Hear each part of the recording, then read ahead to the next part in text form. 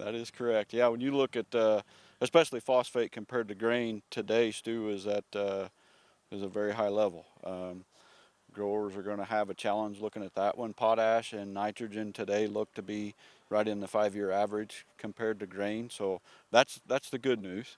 So You said phosphate is at I think a 18-year high as far as price when you compare it to the price of corn. that is correct. It is. When you look at the past 17, 18 years, we've tracked that data, and we compare the Chicago Board of Trade price to our local price level, and yeah, it's at a record high, and it's really due to supply. And you look at supply locally, we're just not getting the imports that we have in the past, and tariffs are in the mix as well. So Now, potash is an old friend, and it's staying pretty steady price-wise. yeah, potash is really, as far as stability, the one that gives me the least amount of gray hair. Okay, it's just not as a risky a product as phosphate or nitrogen, and it continues to stay stable and around that 5-year average compared to grain. So You indicated that ammonia is a little bit in short supply. Is that going to hurt when it comes to fall application?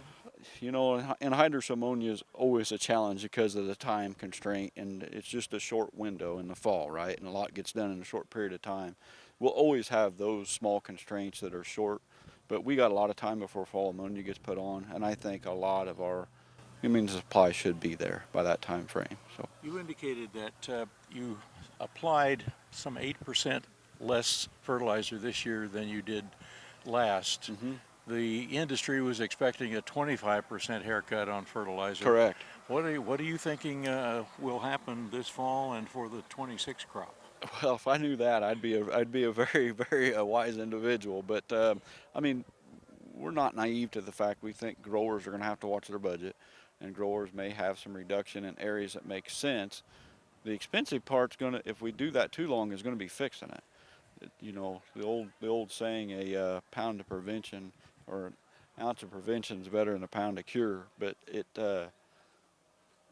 to say a number on what growers are going to reduce, we know they'll reduce some phosphate, or think they'll reduce some phosphate. Potash, I don't know. I don't see they'll reduce that nutrient very much. And obviously nitrogen, they can't. So Maybe farmers are thinking, I wish Grandpa would have put on more rock phosphate that I could depend on. there you go. There you go. Thank you.